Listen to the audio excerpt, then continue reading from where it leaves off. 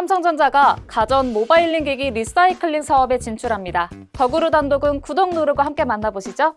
3일 업계에 따르면 삼성전자는 지난달 29일 유럽과 영국, 호주 특허청에 삼성 서큘러 루프라는 상표권을 출원했습니다. 지난달 30일엔 미국 특허청에도 동일한 상표권을 내 심사 절차를 밟고 있는데요. 이 상표는 전자기기와 재료의 취급, 처리를 포함하며 삼성의 순환경제와 재활용 관련 사업을 나타낸 걸로 추측됩니다. 삼성전자는 지난 2022년, 2030년까지 7조 원을 투입하고 2050년까지 탄소 중립을 달성할 계획을 발표했죠. 현재 폐전자 제품을 수거하고 재활용 원료를 활용하는 자원순환 체제를 구축하고 있으며 순환경제연구소를 신설해 재활용 기술을 연구하고 있습니다. 이번 상표 출원은 2050년 탄소 중립을 실현하고자 폐전자 제품 수거와 재활용 활동을 강화하면서 추진한 걸로 보이는데요. 자세한 내용은 한양대 이정환 교수에게 물었습니다.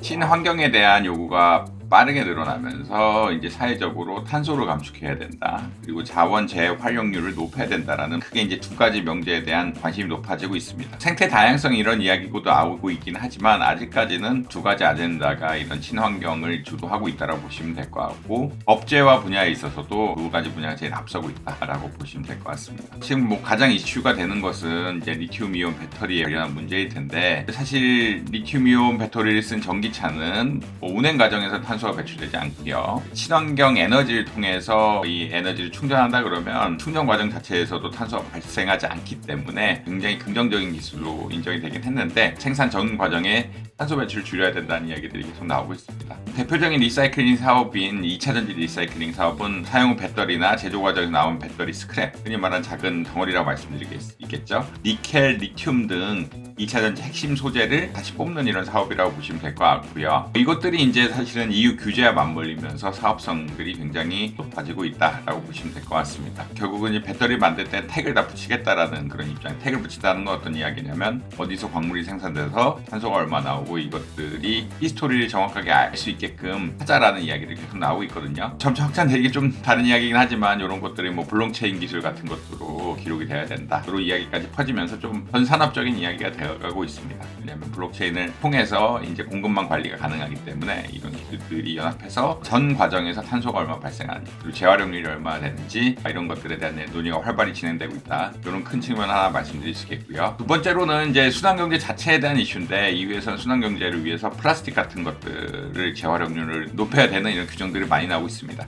배터리도 마찬가지로 재활용도 문제지만 이것을 수거하는 과정까지 우리가 관리하겠다라는 산업 사이클에 대한 이야기들을 계속 하고 있거든요. 이런 이야기는 어떤 거냐면 결국은 이런 친환경 재활용 이런 방식들이 뭐 환경을 위해서도 좋은 거긴 하지만 뭐 아리백을 맞춘다든지 이런 데 있어서 긍정적일 수도 있고 실제 규제로 다가오는 EU의 다양한 환경 규제에 대해서 대응할 수 있는 이런 수단이 될 수 있다. 이런 것을 선제적으로 기술 개발을 통해서 수익도 창출하고 규제도 대응하는